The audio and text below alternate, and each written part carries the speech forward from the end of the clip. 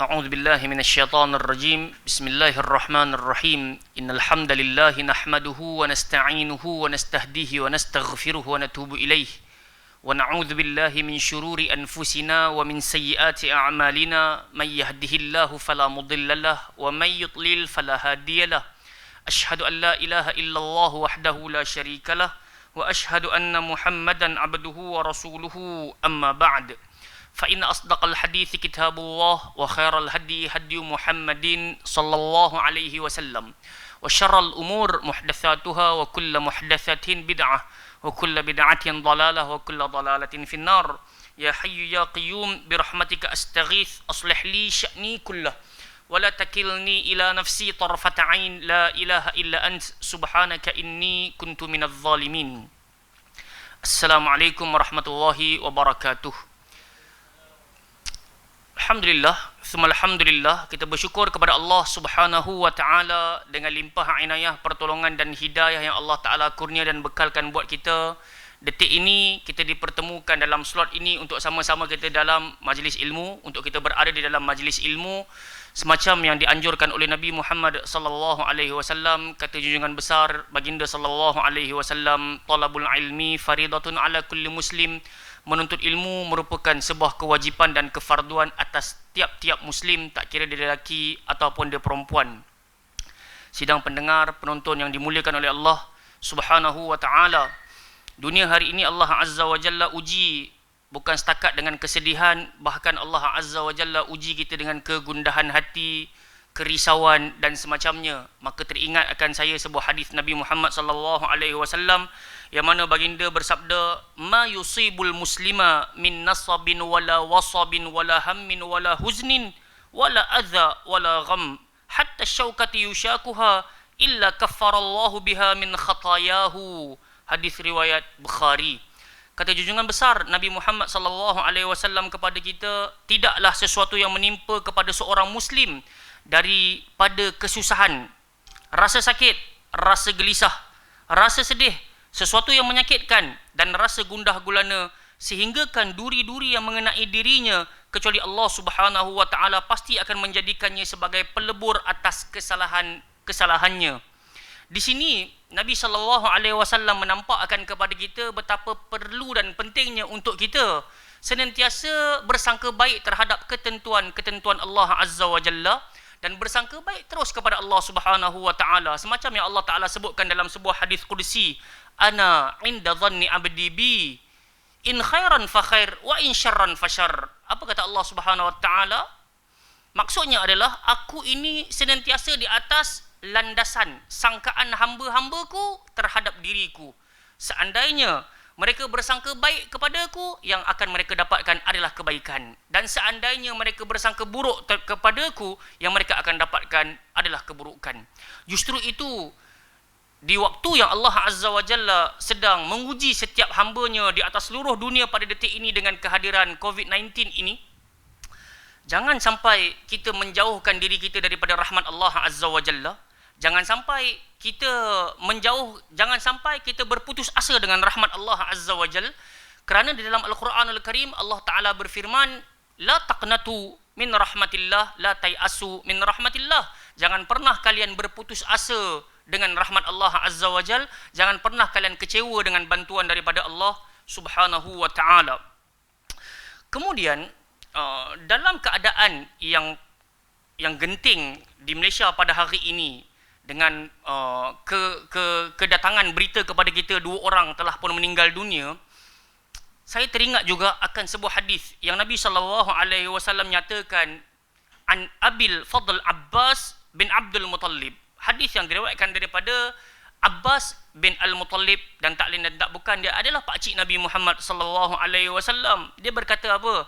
Qultu ya Rasulullah, allimni syai'an as'aluhu Allah Ta'ala. Wahai Rasul sallallahu alaihi wasallam, kata Abbas, tolong ajarkan kepada aku satu perkara yang aku boleh minta kepada Allah Subhanahu wa taala. Daripada ayat yang baru kita bacakan sedikit ini, kita dapat lihat betapa sahabat punya sikap inquiry, sikap ingin tahu sangat-sangat dahsyat. Cara-cara nak dekatkan diri dengan Allah Azza wa Jalla sangat hebat. Kita hari ini telah ada Quran, telah ada kitab hadis, telah ada kitab adab dan akhlak. Kadang-kadang kitab-kitab tersebut, Al-Quran yang berada depan mata kita, tak menjadikan kita dekat pun dengan Allah Azza wa Jalla. Tapi mereka, subhanallah, duduk di sisi Nabi SAW, antara hal yang mereka tak putus-putus bertanya dan meminta, ajari kami, ajari aku ya Rasulullah. Tengok apa jawab Nabi SAW. Qala salullahal afiyah. Wahai pakcikku, kata Nabi SAW, mintalah kepada Allah Azza wa Jalla kesejahteraan. Al-afiyah, minta kepada Allah kebaikan, kesejahteraan. Famakattu ayyaman, maka aku pun berlalu beberapa hari dengan melakukan hal yang disebutkan oleh Nabi SAW. Thumma ji'tu faqultu, kemudian aku datang lagi kepada Nabi Muhammad SAW. Faqultu ya Rasulullah, aku bertanya sekali lagi, aku berkata sekali lagi, ya Rasulullah, alimni syai'an as'aluhu Allah Ta'ala. Wahai Rasulullah, ajarkan aku sebuah perkara yang aku boleh minta dengan Allah Subhanahu wa taala. Maka jawab Nabi Muhammad sallallahu alaihi wasallam, ya Abbas, ya amma Rasulillah. Wahai Abbas, kata Nabi. Wahai pakcik Rasul, kata Nabi sallallahu alaihi wasallam, sallallahu al-afiyah fid dunya wal akhirah. Hadis rawahu Tirmizi. Kata Nabi sallallahu alaihi wasallam, wahai Abbas, wahai pakcikku, wahai pakcik Rasulullah, mintalah kepada Allah kesejahteraan, kebaikan di dunia dan juga di akhirat. Jadi, sebelum kita memulakan kuliah ini, saya senantiasa berharap agar saya dan juga sidang penonton dan pendengar sama-sama kita dapat melestarikan sunnah Nabi Muhammad SAW dalam kehidupan yang penuh dengan ujian detik-detik ini. Maka jangan pernah tinggal semacam yang Nabi ajarkan, Allahumma inni as'alukal afwa wal afiyah fid dunya wal akhirah. Jangan pernah tinggal. Allahumma inni as'alukal afwa wal afiyah fid dunya wal akhirah. Ya Allah, ya Tuhanku, kurniakanlah kepada aku pengampunan, kemaafan, wal afiyah, kesejahteraan di dunia dan juga di akhirat. Mudah-mudahan kita sama-sama dapat mengamalkan apa yang diajarkan oleh Nabi SAW, kerana baginda menyatakan, balighu anni walau ayah, sampaikan dariku walaupun sepotong ayat. Hadirin, hadirat rahimakumullah, sidang penonton yang dimuliakan oleh Allah Subhanahu wa taala, insya-Allah kita menyambung kembali pelajaran kitab kita yang berjudul Syarah Hisnul Muslim, yang mana pada perjumpaan yang lepas telah kita habis pada bab yang ke-39, iaitu doa bila takut kepada orang lain. Jadi insya-Allah pada malam ini ataupun pada detik ini kita akan menyambung kepada zikir yang ke-40 ataupun bab yang ke-40, iaitu doa bagi orang yang dihinggapi keraguan dalam iman. Doa bagi orang yang dihinggapi keraguan dalam iman. Oh, subhanallah.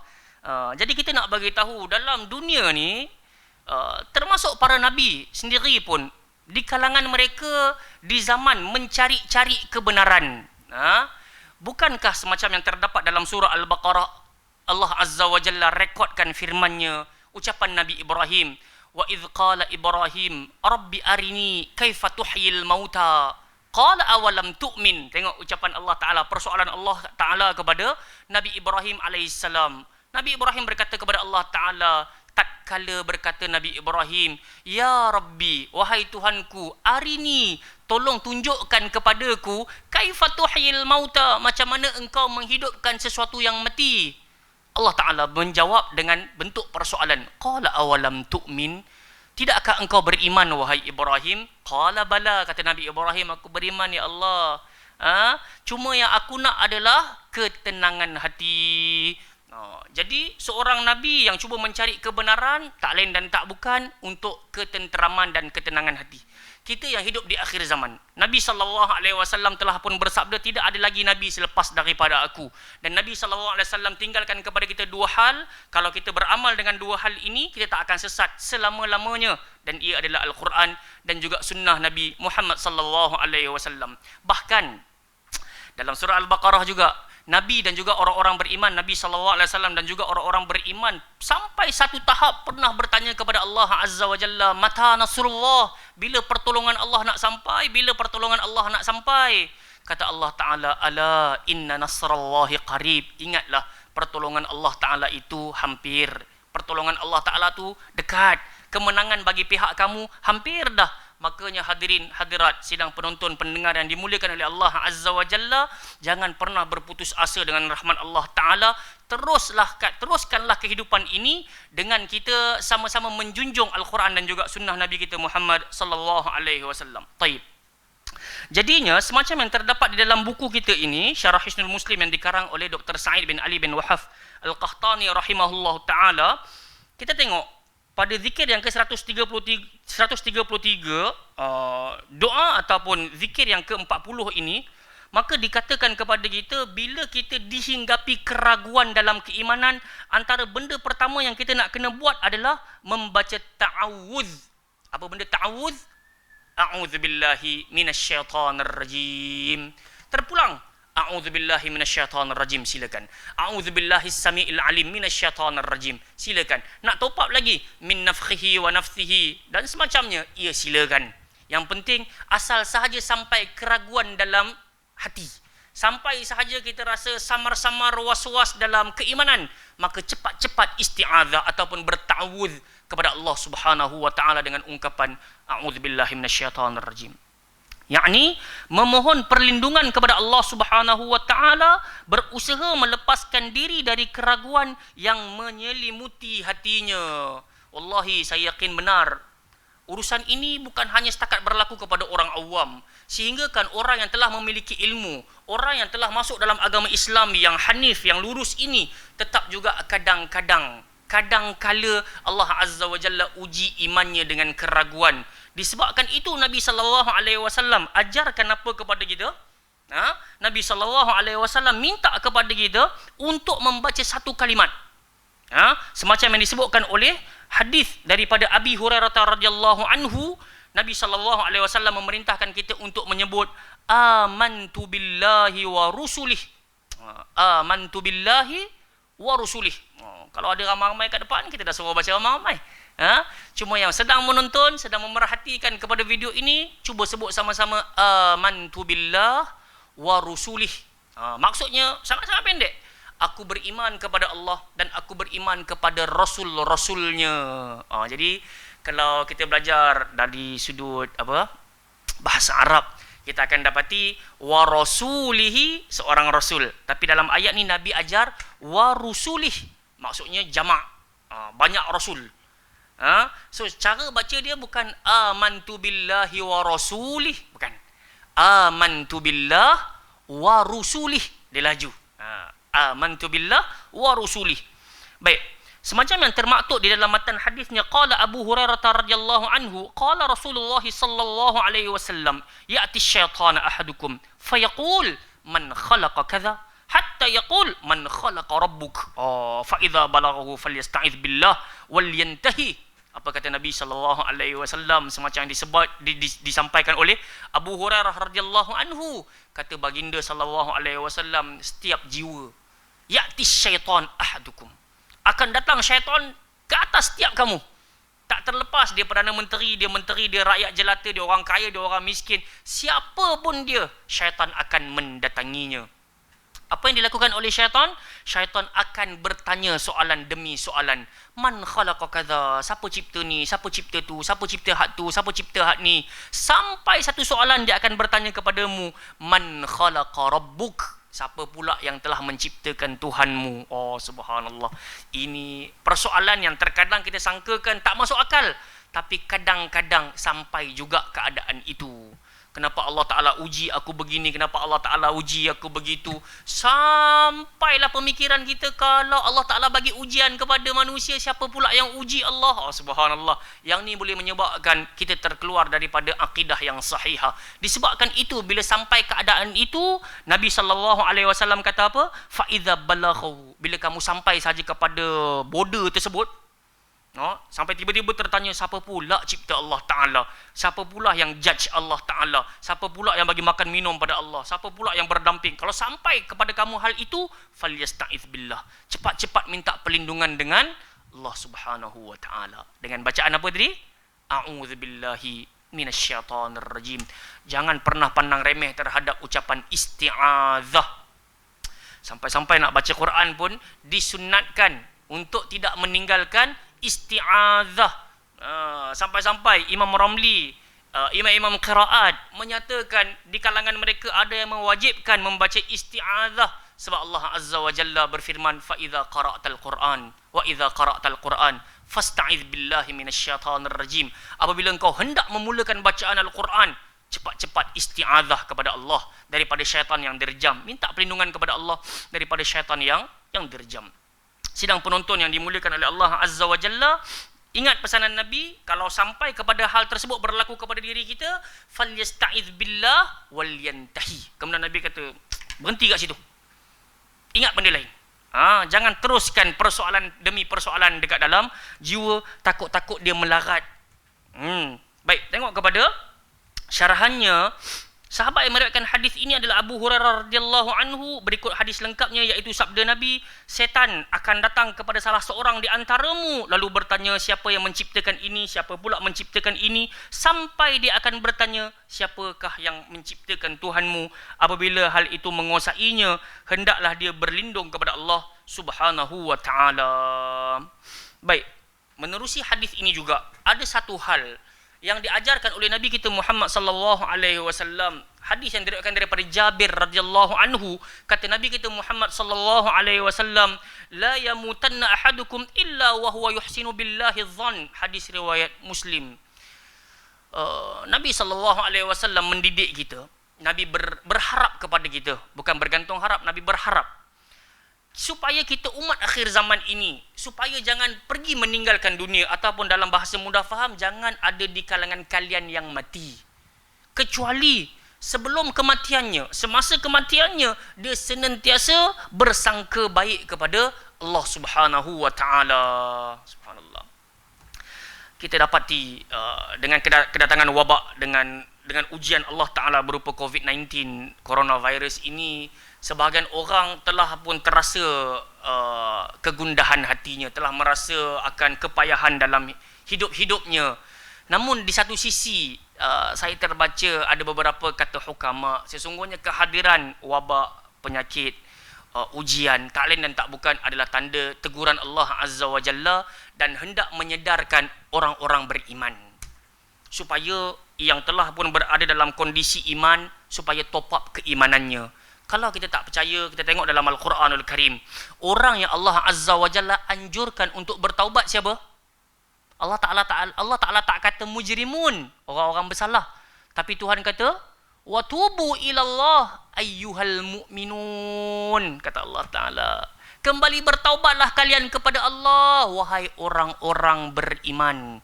La'allakum tuflihun. Mudah-mudahan kalian menjadi tergolong di kalangan orang-orang beruntung dan juga berjaya di sisi Allah Subhanahu wa taala. Jadinya kita kalau telah klaim kita ni Muslim, kita telah pun beriman kepada Allah Azza wa Jalla, sepatutnya hari ini ujian demi ujian sampai kita makin dekat dengan Allah Azza wa Jalla. Kita makin mengamalkan sunnah Nabi Muhammad sallallahu alaihi wasallam. Semacam yang kita tahu, hari ini ataupun pada malam ini kita akan berkuat kuasa lah, tak boleh nak keluar sesenang hati dan semacamnya. Namun sebenarnya Allah Subhanahu wa taala mengutuskan Nabi sallallahu alaihi wasallam untuk mengajar kepada kita nilai-nilai baik dalam kehidupan. Sebagai contoh, zikir pagi, zikir petang jangan ditinggalkan, dan hal tersebut akan menyebabkan kita berasa lapang dalam meneruskan kehidupan. Jangan tinggalkan Al-Quran Al-Karim. Bila masuk dalam mall, sebahagian pasaraya dan juga kedai-kedai runcit dibuka, dibenarkan untuk kita masuk, maka jangan tinggalkan sunnah Nabi sallallahu alaihi wasallam. Nabi cakap apa kepada kita? Masuk dalam pasaraya, masuk dalam pasar, jangan pernah tinggalkan ucapan la ilaha illallah wahdahu la syarikalah lahul mulk wa lahul hamd wa huwa hayyun la yamut biyadikal khair wa huwa ala kulli syai'in qadir. Apa kata Nabi sallallahu alaihi wasallam? Jangan tinggalkan ucapan ni. Tidak ada Tuhan selain Allah yang Maha Esa. Kita tidak mensyirikkan Allah, tidak ada kesyirikan baginya, tak boleh menduakan dia. Baginya seluruh kerajaan, baginya seluruh pujian, wa huwa ala kulli syai'in qadir, dan dia mampu melaksanakan apa yang dia nak buat. Dia boleh lakukan setiap sesuatu yang Allah Taala nak buat. Wa huwa hayyun la yamut. Kita kena faham, kata Nabi sallallahu alaihi wasallam, dia Maha hidup dan dia tak pernah mati. Biyadikal khair, di tangannya lah terletak seluruh kebaikan. biyadikal khair wa huwa ala kulli syai'in qadir, dan dia mampu melaksanakan setiap sesuatu. Hadirin hadirat rahimakumullah, sidang penonton yang dimuliakan oleh Allah Subhanahu wa taala, justru itu jangan pernah tinggal, semacam yang Nabi kata, jangan tinggal. Bismillahilladzi la yadurru ma'asmihi syai'un fil ardi wala fis sama' wa huwas samiul alim. 3 kali waktu pagi, 3 kali waktu petang. Jangan pernah tinggal Allahumma inni as'alukal afwa wal afiyah fid dunya wal akhirah.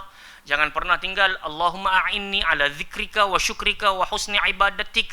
Sebab bila datang ujian ni terkadang ada di kalangan manusia yang makin jauh daripada rahmat Allah Ta'ala. Jadi kita amalkan doa yang Nabi ajarkan, ya Allah ya Tuhanku, bantulah aku untuk terus ingat Engkau, bantulah aku untuk terus bersyukur kepada Engkau, bantulah aku untuk terus memperbaiki amal salehku ya Allah. Sebab tu kadang-kadang bila dikuat kuasakan tak boleh semayang dekat masjid, tak boleh semayang dekat surau, kadang-kadang bila kita fikir hikmahnya dengan lebih jauh, sebenarnya boleh jadi dah lama kita tak membacakan Al-Quran di hadapan isteri dan anak-anak kita. Makanya bila Allah Ta'ala kuarantinkan kita duduk dalam rumah, Allah Ta'ala ilhamkan kepada alim ulama, kepada pemerintah, supaya kita ni tak bermudah-mudahan berhimpun, berkumpul di sebuah tempat yang padat. Makanya sebenarnya ada sisi hikmah yang lain kita kena pandang. Boleh jadi anak-anak kita nak mendengar lantunan bacaan Al-Quran kita. Boleh jadilah inilah waktunya kita dapat memeluk erat isteri dan anak-anak kita. Kita dapat sampaikan tausiah, wasiat-wasiat. Boleh sampaikan ilmu-ilmu yang ada secebis dalam hati kita.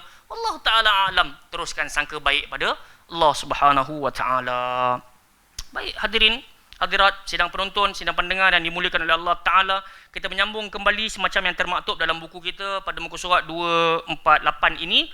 Sedangkan dalam hadis lain, Nabi sallallahu alaihi wasallam bersabda, an Abi Hurairah radhiyallahu anhu qala Rasulullah sallallahu alaihi wasallam, la yazalun nasu yatasaaluna hatta yuqal hadza khalaqallahu al-khalq faman khalaqallah faman wajada min dhalika syai'an falyaqul amantu billah wa fi riwayah wa rusulihi. Ini lebih kurang macam hadis yang kita bacakan tadi. Kata Nabi SAW, manusia itu akan senantiasa saling bertanya-tanya. Ini menunjukkan sikap, sifat inquiry manusia yang suka nak tahu. Setelah mana dia tahu, itu yang kadang-kadang menjadi orang yang syukur, menjadi orang yang kufur. Itu yang Allah Ta'ala kata, kalla innal insana la yatgha ar-ra'ahu istaghna. Apa maksudnya? Tuhan kata jangan sekali-kali begitu. Sesungguhnya sikap manusia benar-benar melampaui batas. Bila dia menjadi orang yang melampaui batas? Bila dia melihat dia telah ada segala-galanya. Maksudnya dia dah ada ilmu, dia dah tahu. Jadi sikap manusia sebelum dia tahu, dia suka bertanya-tanya. Kata Nabi, manusia itu akan senantiasa saling bertanya-tanya sampai ada yang bertanya, Allah lah yang telah menciptakan makhluk. Siapa pula lah yang menciptakan Allah? Jadi Nabi kata, Nabi sampaikan pada kita, barang siapa yang mendapatkan hal itu, yakni keraguan sedikit sahaja, baru sampai je, terfikir, tak tanya lagi ke orang, baru terfikir, hendaklah dia mengucapkan, amantu billah, aku beriman dengan Allah. Dalam riwayat yang lain disebutkan, wa rusulih. Jadi dekat sini ada dua matan yang disandingkan. Kita boleh sebut dua-dua sekali. Amantu billahi wa rusulih. Ataupun kalau sebut amantu billah pun mencukupi. Tapi yang terbaik kita cuba sandingkan. Taib. Sama macam kita baca duduk antara dua sujud tu. Apa bacaannya? Rabbighfirli, Rabbighfirli. Betul?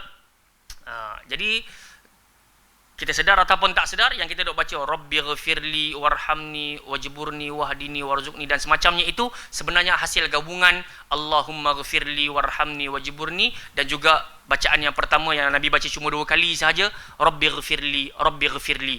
Kemudian kita cantumkan. Tak jadi masalah. Boleh nak baca. Itu lebih baik. Sebab kita memvariasikan wirid dan juga zikir baginda sallallahu alaihi wasallam. Baik. Daripada hadis tadi, dia membawa maksud. Maksudnya adalah berpaling dari bersetan hati yang batil ini, berharap kepada Allah agar hal itu hilang dan segera dipangkas dengan kesibukan yang lain. Jadi Nabi kata, bila sampai bab keraguan begitu dalam hatimu, cepat-cepat ucap amantu billahi wa rusulih. Sebab dengan ucapan itu dia akan memangkas, dia akan memotong, akan hilang dengan kesibukan yang lain. Taib. Berkata Al-Maziri, orang yang berpendapat seperti erti tersebut bahawa bersetan hati ataupun gangguan hati itu ada dua macam. So gangguan hati ni ada dua hal, ada dua macam. Yang pertama, gangguan hati ataupun bersetan hati yang tidak tetap. Gangguan hati yang tak tetap dan tidak mendatangkan keraguan yang dengannya datang tiba-tiba.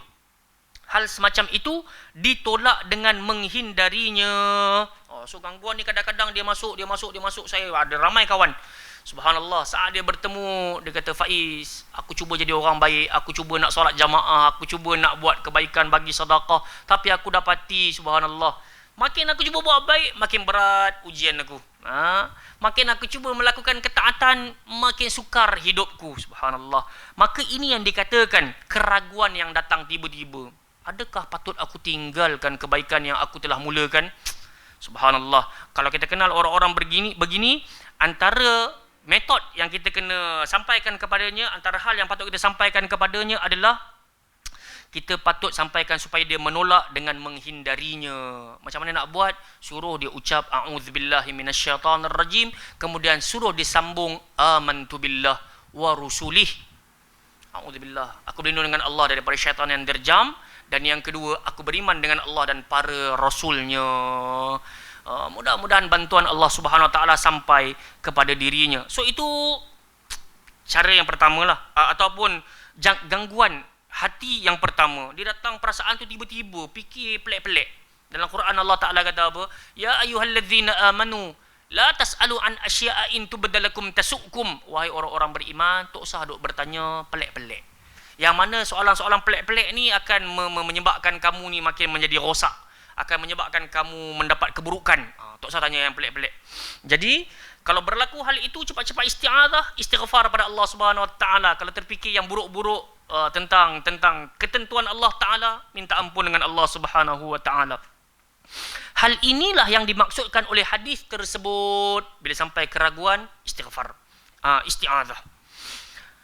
Seolah-olah perkara itu datang dengan tiba-tiba tanpa alasan yang mendasar, iaitu perkara tersebut tidak mengandung alasan. Dia main tiba-tiba aja. Kenapa Tuhan buat aku macam ni? Siapa cipta Tuhan? Siapa? Dia tiba-tiba. Cepat-cepat isti'adzah. Baik, gangguan hati yang kedua, bersetan hati yang tetap. Yang ni yang tetap. Tadi tu dia macam main sekejap, dia belah, ataupun dia ragu-ragu tu masuk dalam hati. Yang kedua pula, yang ni memang stay dalam hati.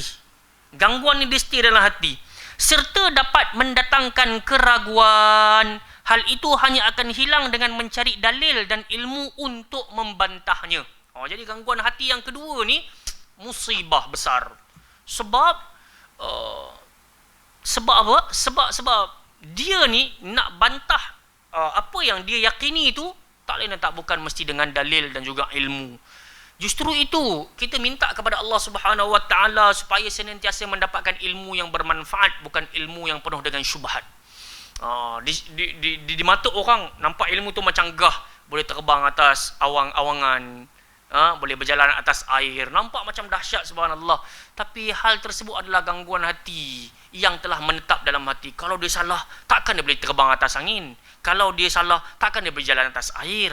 So soalan-soalan ini kita kena bantah dengan dalil. Dan mudah-mudahan kita terlepaslah daripada kumpulan yang kedua ataupun gangguan hati yang kedua ini yang bersifat tetap dalam hati.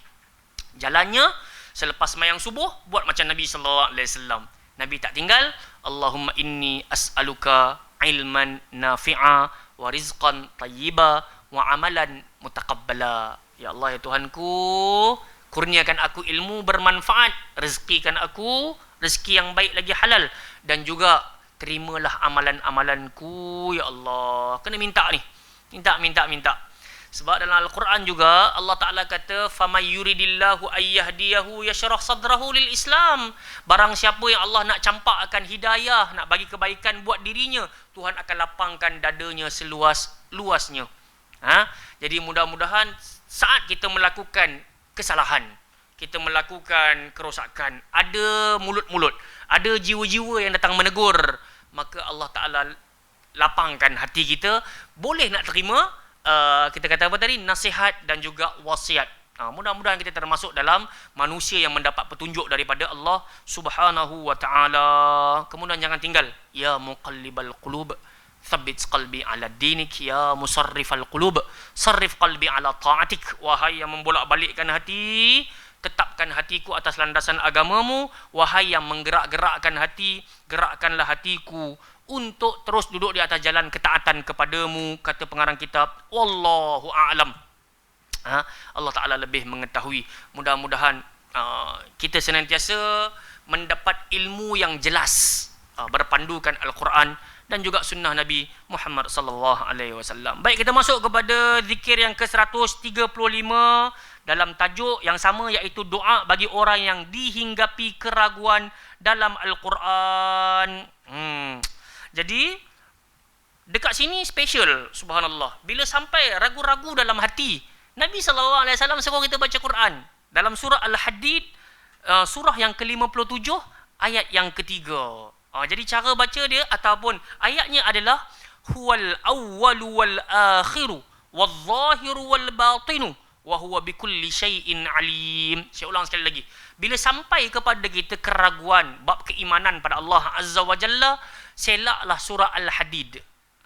Surah yang ke-57, ayat yang ketiga.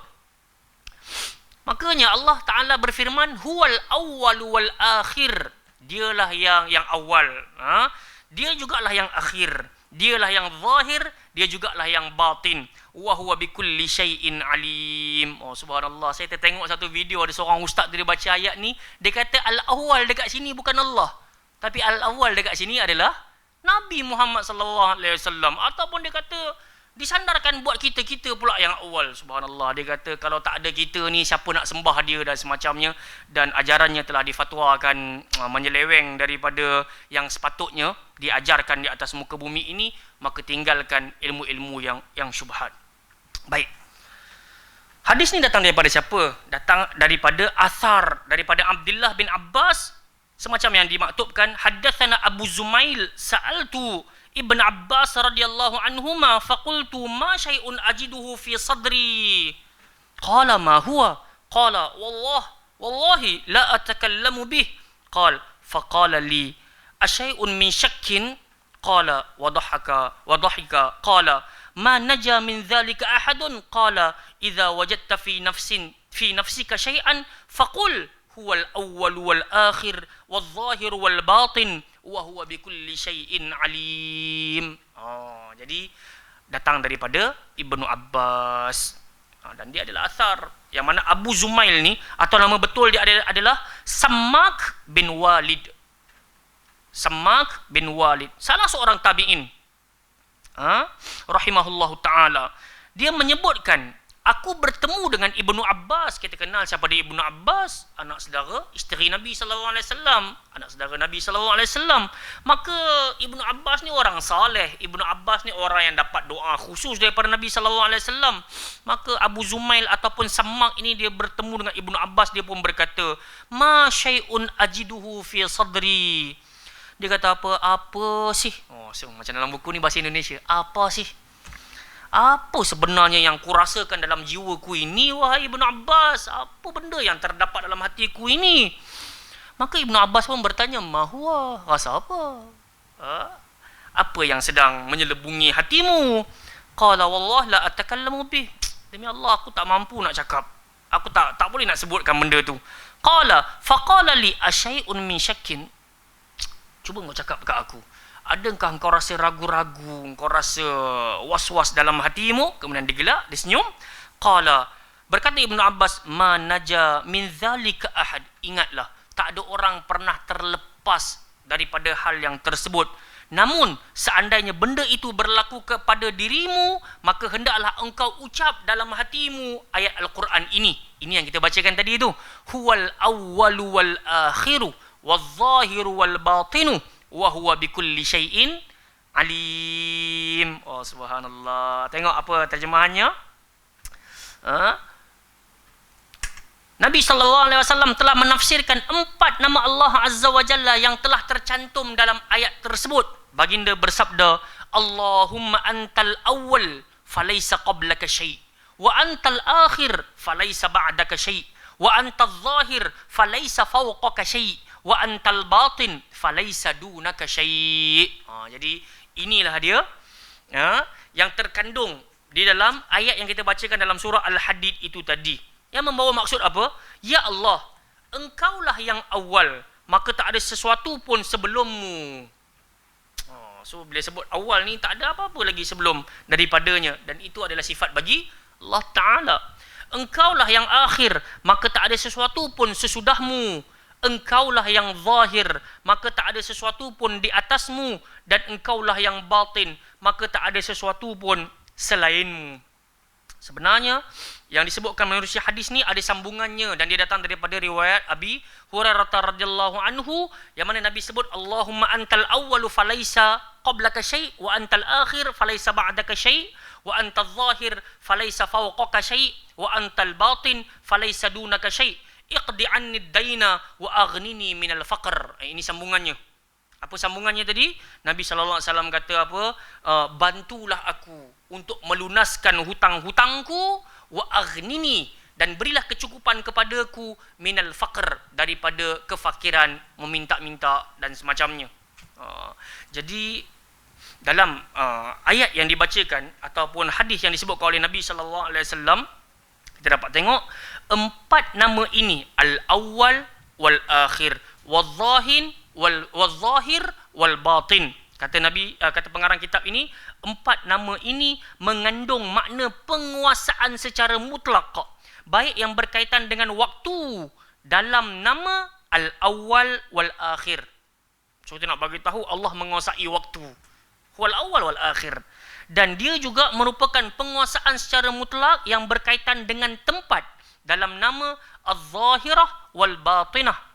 Telah disebutkan syarah sebelumnya, boleh lihat pada hadis nombor 107. Jadi di sini selesailah kita berkenaan dengan doa bagi orang yang dihinggapi keraguan dalam keimanan. Kita buat pengulangan supaya kita tak blur, supaya kita jelas apa yang kita dapatkan pada malam ini.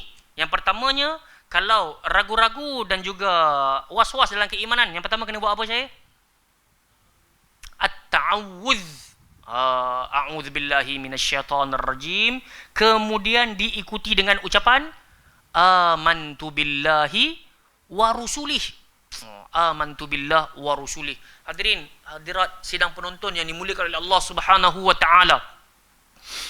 Dunia hari ini terlalu banyak ilmu-ilmu yang disampaikan menerusi live, menerusi alam maya, bertemu muka, bertemu lutut dan semacamnya.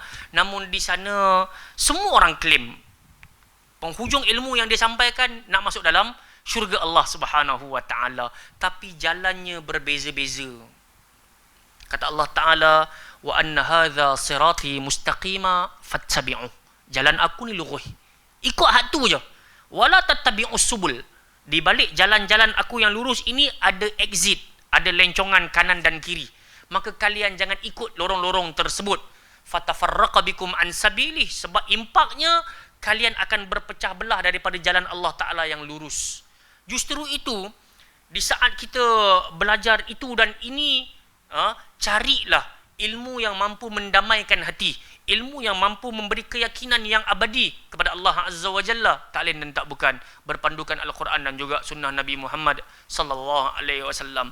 Dan nak nampakkan kepada kita, jika kita duduk di atas jalan yang lurus ini sekalipun, tak bererti kita pasti terselamat daripada bisikan syaitan tadi ini. Man khalaqa rabbuk. Siapa pula yang telah menciptakan Tuhanmu? Kalau sampai pertanyaan dan persoalan ini, jangan tinggal sunnah Nabi. Ucapannya, amantu billah wa rusulih. Aku beriman dengan Allah dan juga kesekalian para rasul-rasulnya. Sebab Nabi kata, innal anbiya lam yuwarrisu dinaran wala dirhama wa innama warrasul ilma. Sebab sekalian para nabi dan para rasul, tak ada seorang pun yang mewariskan dinar dan dirham untuk menyampaikan kebahagiaan buat kita. Tapi untuk mencapai bahagia, innama warrasul ilma. Mereka telah mewariskan kepada kita ilmu.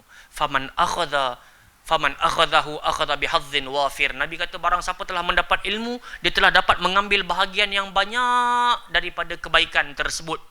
Jadi mudah-mudahan dengan ilmu yang kita dapatkan, walaupun sikit, ciput, tapi kita sangat-sangat berharap supaya dia sangat besar di sisi Allah Ta'ala, dan tatkala kita melestarikan, kita melaksanakan, kita menyebut apa yang kita belajar, Allah Azza wa Jalla hitung sebagai amal saleh dan memasukkan kita ke semuanya dalam syurga Allah Subhanahu wa Ta'ala.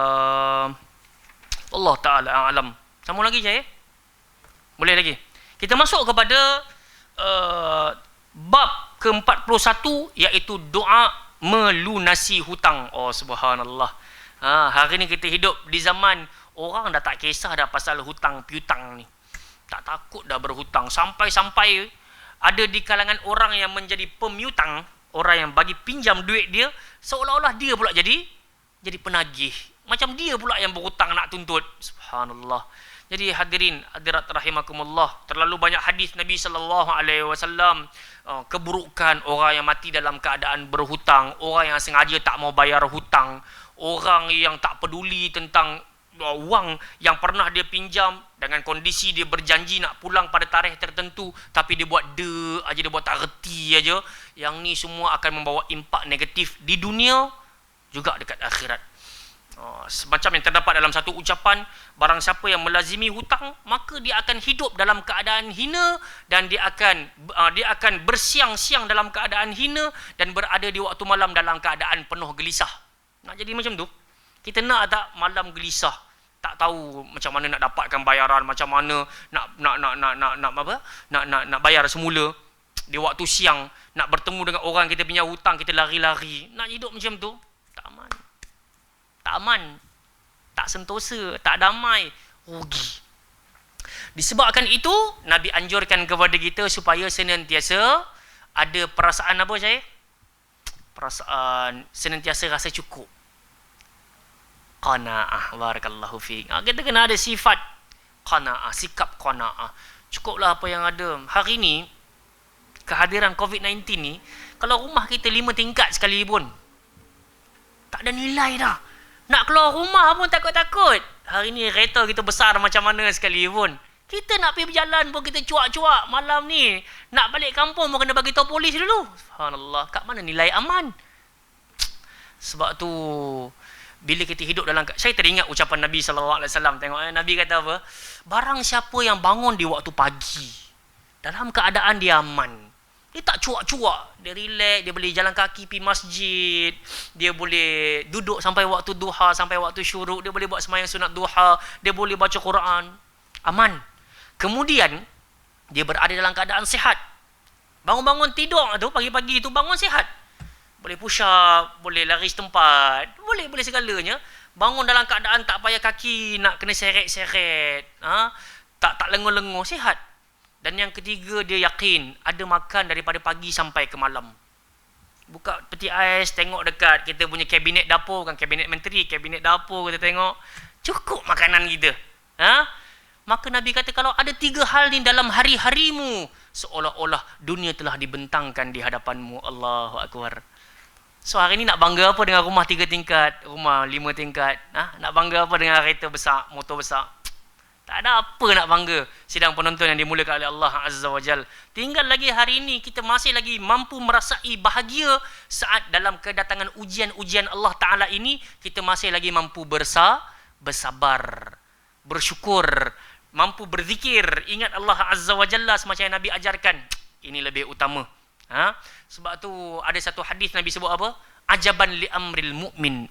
Sungguh mempesonakan, sungguh takjub, sungguh aneh urusan orang-orang beriman. In amrahu kullahu khair. Sungguhnya keseluruhan amalannya, keseluruhan urusannya baik untuk dirinya. In asabathu darra sabar fakana khairallah. Kalau dia ditimpakan dengan kemudaratan, dia bersabar, itu yang baik untuk dirinya. Wa in asabathu sarra syakar. Kalau dia ditimpakan, dikurniakan kenikmatan, dia bersyukur, fakana khairallah, maka itu yang lebih baik untuk dirinya. Walaysa dzalika illa lil mu'min, kata Nabi sallallahu alaihi wasallam. Benda ni tak akan berlaku kecuali kepada orang-orang yang beriman pada Allah Subhanahu wa taala. Baik. Justru itu hiduplah kita dalam keadaan mengamalkan peninggalan-peninggalan Nabi sallallahu alaihi wasallam. Baik. Kita tengok kepada tajuk utama kita pada bab yang baru ini, doa melunasi hutang. Hadis ini diriwayatkan daripada Sayyidina Ali bin Abi Talib radhiyallahu anhu, an Ali radhiyallahu anhu, anna mukataban mukataban. Kita syarah sekejap lagi. Anna mukataban ja'ahu faqala inni ajiztu an kitabati fa'inni qala ala u'allimuka kalimatin 'allamanihinna Rasulullah sallallahu alaihi wasallam Rasulullah sallallahu alaihi wasallam law kana 'alayka mithla jabalin daynan addahu Allahu anka qul Allahumma kfini bihalalika an haramik wa aghnini bifadlika amman siwak. Hadis riwayat rawahu Tirmizi. Hadis diriwayatkan daripada Imam Tirmizi. Kita tengok syarahannya. Sahabat yang meriwayatkan hadis ni adalah siapa? Ali bin Abi Talib radhiyallahu anhu. Di awal hadis ini disebutkan bahawa ada seorang budak yang berhutang al-makatib. Apa dia? Hamba mukatabah. Ingat lagi saya.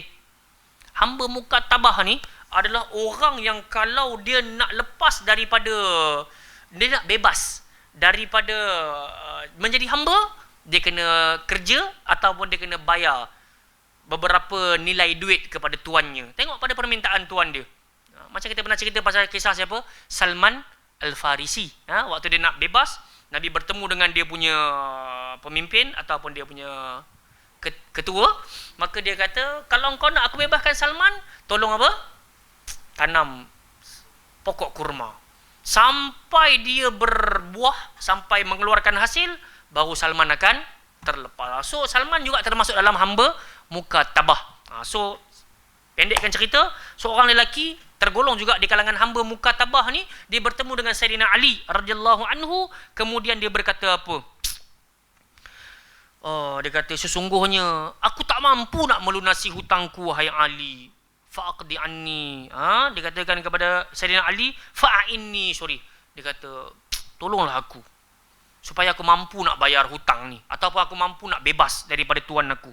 Maka Sayyidina Ali pun berkata, ala u'allimuka kalimatin, nak tak aku ajarkan kepada engkau beberapa kalimat. Allamanihinna Rasulullah sallallahu alaihi wasallam, yang diajarkan direct kepadaku oleh Rasul sallallahu alaihi wasallam.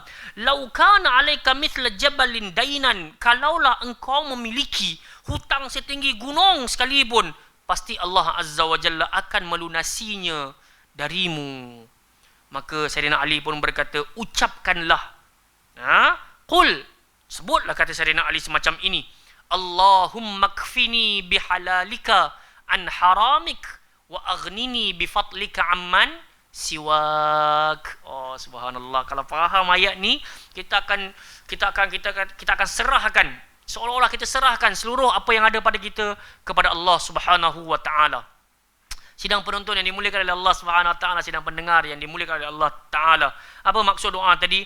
Allahumma kfini bihalalika an haramik. Ya Allah, ya Tuhanku, berikanlah kecukupan kepadaku dengan rezeki darimu yang datangnya dari sumber yang halal. Allah, permintaan dahsyat ni. Sebab kalau kita tengok mereka-mereka yang duduk dalam sektor kapitalis, orang-orang yang berfahaman kapitalis ni, mereka tak kisah halal ke haram ke, asalkan untung, asalkan dapat impak yang banyak, no problem, tak jadi masalah. Makanya menyebabkan sumber yang datang daripada hasil yang haram, rezeki yang datang daripada sumber yang haram, sebenarnya kita sedar ataupun tak sedar, impak besarnya adalah Allah Azza wa Jalla tak menerima doa orang yang mendapatkan rezeki daripada sumber yang haram. Na'udzubillah min zalik. Yang ni kita seriau, hak ni kita seram. Nabi pernah cerita, thumma dzakara ar-rajul yutilu safar ash'ath aghbar yamuddu yadayhi ila as-sama'i ya rabbi ya rabbi wa mat'amahu haram wa mashrabuhu haram wa ghudhiya bil haram fa anna yustajabu lidzalik. Kata Nabi, ada seorang lelaki melakukan perjalanan yang jauh, kemudian dia mengangkat kedua tangannya ke arah langit dan dia pun berkata, ya Rabbi, wahai Tuhanku kurniakan aku ini, wahai Tuhanku kurniakan aku itu. Kata baginda, wa mat'amahu haram, sedangkan makanan yang pernah dia perolehi dari sumber yang haram, minuman yang dia perolehi dari sumber yang haram, dan dia pernah kenyang daripada sumber yang haram. Maka Nabi tutup hadis itu dengan ucapan, fa anna yustajabu lidzalik. Macam mana kami nak terima doa orang begini? Sebab tu tengok, permintaan Nabi ni hebat. Permintaan Nabi ni sangat bagus untuk kita amalkan dalam doa harian kita. Allahumma kfini bihalalika an haramik. Ya Allah, ya Tuhanku, cukupkanlah aku dengan rezeki daripadamu dari sumber yang halal. Jangan sampai rezeki yang datang kepada aku dari sumber yang haram. Sehingga aku tak perlukan lagi dari sumber yang haram. Tuhan, tolong bagi kat aku rezeki yang datangnya dari sumber yang halal, dan aku tak nak daripada sumber yang haram. Itu permintaan pertama. Permintaan yang kedua, wa aghnini bi fadlika amman siwak. Kayakanlah aku dengan kurniaan-kurniaanmu sehingga kan aku tak perlukan selain daripadamu, ya Allah. Subhanallah. Sebab ada sebahagian manusia dia kata, kalau aku tak dapat kerja ni, matilah aku. Sebagai contoh, masuk waktu darurat begini, lockdown yang diletakkan oleh pemerintah kita, lockdown yang boleh bergerak lagi lah, maksudnya bukan lockdown terus.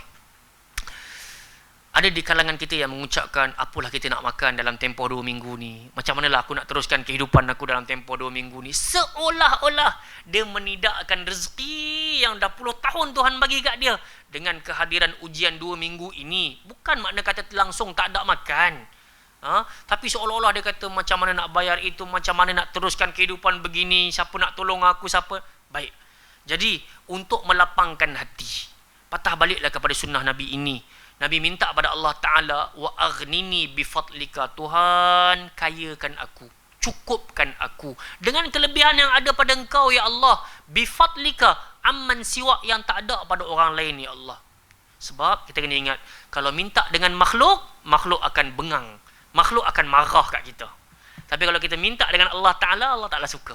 Dalam sebuah hadis Nabi sebut, man lam yas'alillah yaghdab alaih. Barang siapa yang tak minta-minta dengan Allah, kata Nabi, Allah marah atas dia, Allah tak suka kat dia. Jadi detik-detik yang menggusarkan, detik-detik yang kita kata tempoh kecemasan ini, kita ada Allah Ta'ala. Kita ada Allah Subhanahu Wa Ta'ala. Bergantung harap dengan Allah Subhanahu Wa Ta'ala, dirikan salat, qiyamul lail, baca Al-Quran Al-Karim, doa dengan sesuai yang diajarkan oleh Nabi sallallahu alaihi wasallam. Waktu duha, dirikan duha, baca Al-Quran. Kalau ada Facebook, ada Instagram, share yang baik-baik. Mudah-mudahan Allah Ta'ala hantarkan bantuan daripada sudut yang kita tak sangka-sangka. Wa may yattaqillah yaj'al lahu makhraja. Siapa saja bertakwa pada Allah, Tuhan akan adakan padanya jalan keluar. Sangka baiklah dengan Allah Subhanahu Wa Ta'ala, di samping kita taat kepada saranan pemerintah dan juga ulama. Yang ni nak kena ambil peduli juga. Sebab sebahagian orang kadang-kadang dia punya cara tawakal tu fasid, tawakal tak sahih, tawakal tak betul. Kalau nak mati, mati juga. Bukan gitu cara hidup ni. Kok mana pun kita kena ikut susur galur. Nak masuk syurga Allah Ta'ala, ada highway yang nak kena lalu. Di sana ada traffic light yang nak kena berhenti, ada exit yang nak kena masuk. Dia tak boleh nak main, istilahnya main lalu sahaja, main nak langgar traffic light, tak boleh. Kalau kita langgar traffic light, ada polis kat depan, ada speed trap, khalas, confirm kena saman, confirm kena hukuman. Justru itu, nak meneruskan kehidupan ini juga, ikut sunnah Nabi SAW, hati lapang, hati tenang, insya-Allah. So, kita dapat tengok dekat sini, diucapkan kepada kita semacam yang diajarkan oleh Nabi SAW, Tuhan kurniakan aku kecukupan dengan rezeki yang halal, bukan daripada yang haram. Cukupkan aku dengan kelebihan yang ada pada engkau, ya Allah, yang tak ada pada yang lain. Baik. Ucapan baginda sallallahu alaihi wasallam ataupun dalam buku ini ditulis kepada kita Al-Makatib, adalah seorang budak yang majikannya berkata kepadanya. Ni tadi yang kalau Syahir tanya tadi, Makatib dia tak faham tadi. Seorang majikan kata kepadanya, misalnya, jika engkau membayar kepadaku 1,000 setiap bulan, dicicil 100, maka engkau merdeka. Dicicil tu apa? Kurang 100 kot. Tak tahu. Takkan 1,100. Ke 990 sebulan. Ini apa? Tak dengar. Diasingkan 100, tu dicicil. Allah Ta'ala alam. Saya nak kena buka Google apa? Translate. Jika engkau membayar kepadaku 1,000 setiap bulannya dicicil 100, maka engkau merdeka. Lalu budak itu pun menerima tawaran itu. Inilah yang disebut dengan aqdul kitabah, ikatan hutang. Apabila dia membayar harta yang menjadi pensyaratan itu, dia bebas dan memiliki kemerdekaan. Apabila dia tak sanggup, dia kembali menjadi budak ataupun dia kembali menjadi hamba. Ucapan baginda, seandainya engkau memiliki hutang setinggi gunung Syir, Allah Ta'ala akan melunasi darimu. Permisalan dan perumpamaan ini muncul sebagai ungkapan berlebih-lebihan. Kata Syir adalah nama sebuah gunung di daerah Ajak dengan wazan fa'al, Ajak. Di perkampungan Tayyi. Di gunung tersebut terdapat banyak gua yang menyerupai rumah sebagaimana yang dikatakan oleh Yaqut. Ucapan baginda ikfini, iaitu palingkanlah dan jauhkanlah hutang itu dariku. Ucapan baginda bihalalika an haramika bermaksud dengan rezekimu yang halal sehingga tidak terjerumus pula aku kepada yang haram, dan jadikanlah aku merasa cukup dengannya dari pemberian selainmu. Baik, jadi hadirin hadirat rahimakumullah, sidang penonton yang dimuliakan oleh Allah Subhanahu Wa Taala, cukup setakat ini. Yang utamanya biar tak banyak tapi sama-sama dapat mengamalkan.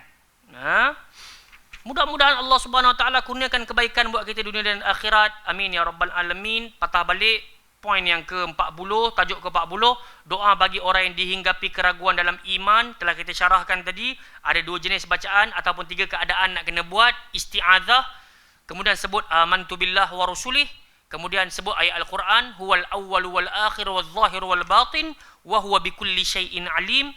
Dan kita masuk kepada tajuk yang baru, iaitu doa melunasi hutang, semacam yang diriwayatkan daripada Sayyidina Ali. Benda yang kita nak kena buat adalah semacam ucapan Nabi ini. Mudah-mudahan barang siapa yang masih lagi duduk dalam keadaan berhutang, Allah Ta'ala mudahkan baginya untuk membayar dan melunaskan hutangnya. Dan salah satu metod untuk mendamaikan hati, jangan tinggal doa ni. Allahumma kfini bihalalika an haramik wa aghnini bifadlika amman siwak. Baik, jadi insya-Allah perjumpaan akan datang kita masih lagi duduk dalam doa melunasi hutang, cuma pada zikir yang ke-137. Yang baik pasti datang pada Allah Ta'ala, yang lemah pasti datang daripada diri saya dalam menyampaikan tazkirah kuliah pada malam ini. Mudah-mudahan walaupun kita terikat untuk melaksanakan aktiviti luar, namun aktiviti bermanfaat seperti ini jangan pula kita asingkan, jangan pula kita tinggalkan.